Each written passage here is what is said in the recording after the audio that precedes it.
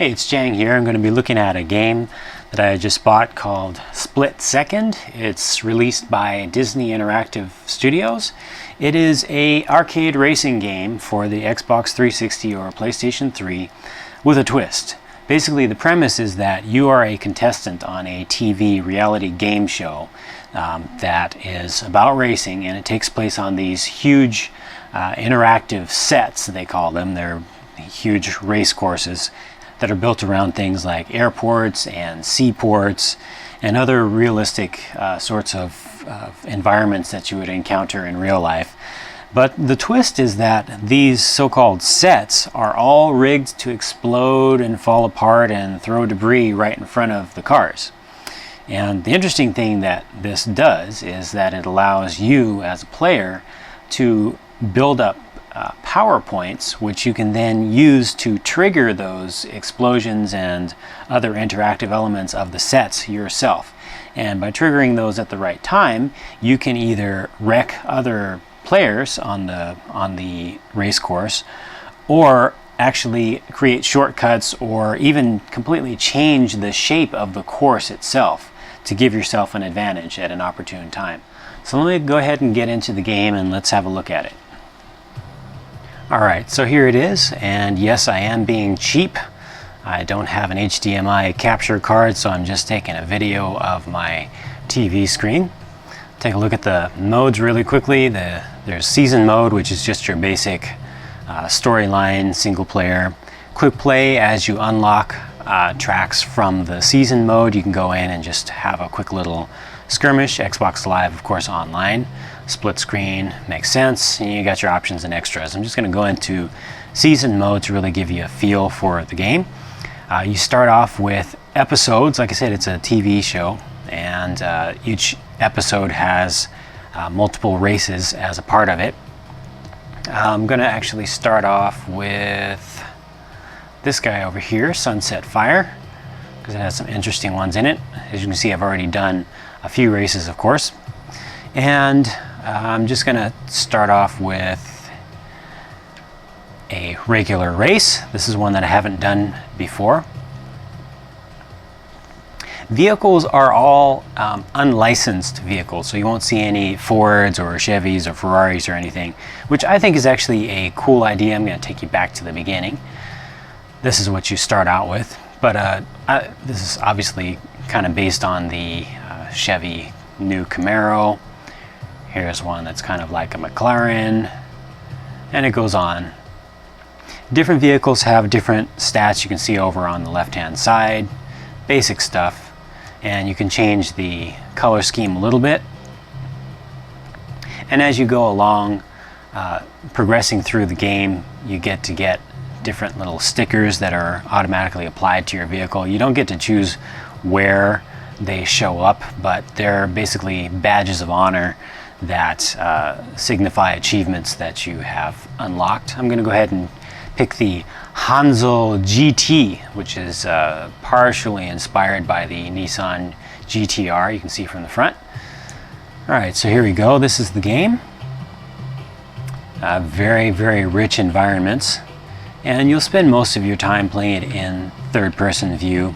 It's the most fun. You can hit the sides of the environment and stuff without taking damage to your car, but you can get completely wrecked, and that's actually one of the points of the game, is to wreck other opponents. So you just saw a little draft indicator showed up beneath my car on the heads-up display, and now there are these strange blue indicators that are showing up on the front of the screen. I'll just explain how that works. Directly beneath my car, you'll see two bars that are filled with blue right now.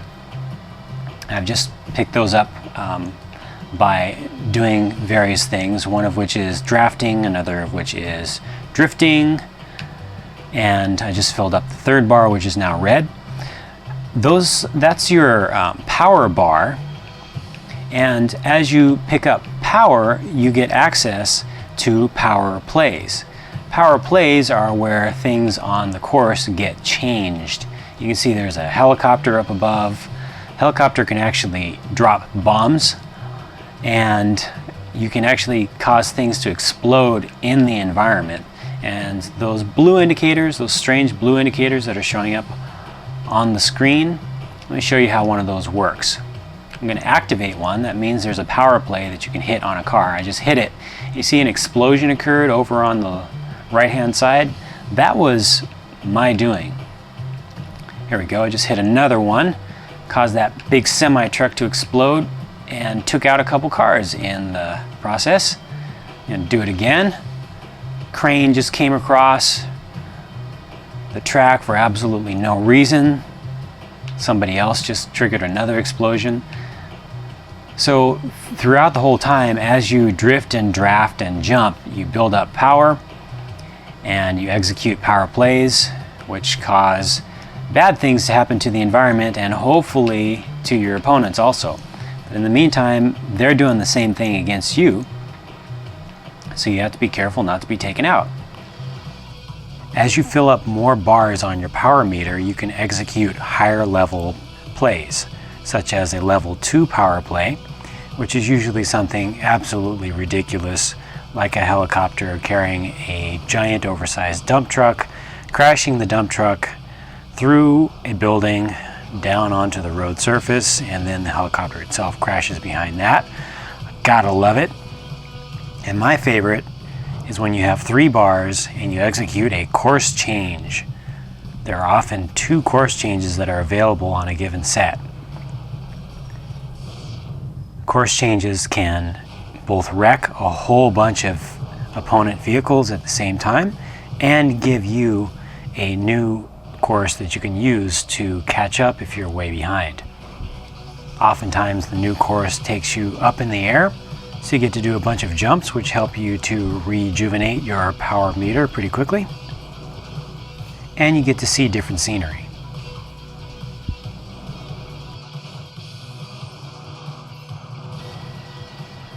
Detonator mode is basically a time attack, and you're given a certain amount of time to get to the finish line, or basically to get through one circuit of the race.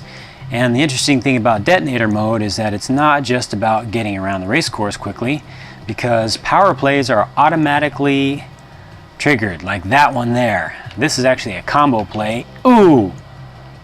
You see how close that came. Here you have to both be good at running the course, so you have to be a pretty decent driver, and you have to know the timing and position of each of the potential power plays so you don't get hit by stuff. Like that. In airstrike events, there's an attack helicopter flying around the set, shooting missiles at you, and you have to avoid those. And there's also an air revenge mode that you unlock later on, where you get to build up your power meter and deflect those missiles right back at the helicopter and take it out. There are also other couple of basic modes available, both in offline and online games, but I prefer just the regular straight race.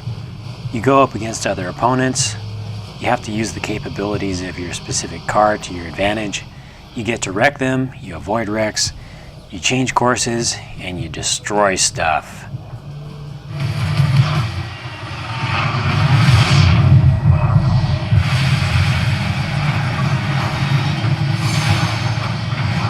You really don't want to miss this one.